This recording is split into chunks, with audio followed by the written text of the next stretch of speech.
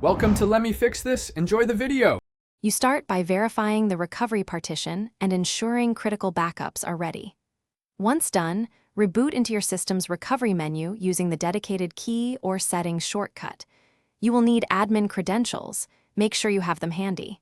If you're on a laptop, plug in power to prevent interruption. This first step positions you to run recovery tools without losing data. It also creates a safe environment to inspect partition contents and decide whether to restore image or repair boot files.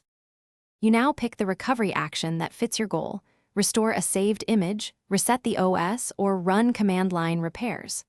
Once you choose, follow prompts step by step. Don't interrupt the process.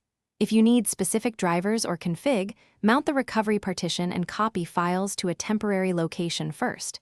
Be aware that some operations will format system volumes. Make sure your backup is recent.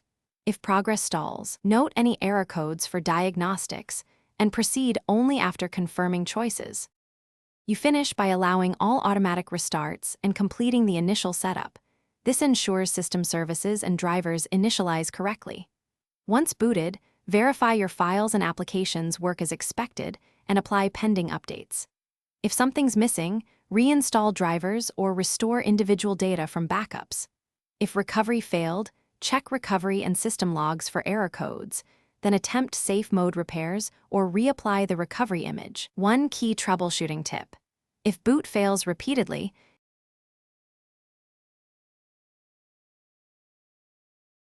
Thanks for watching. If you found this helpful, don't forget to like and subscribe.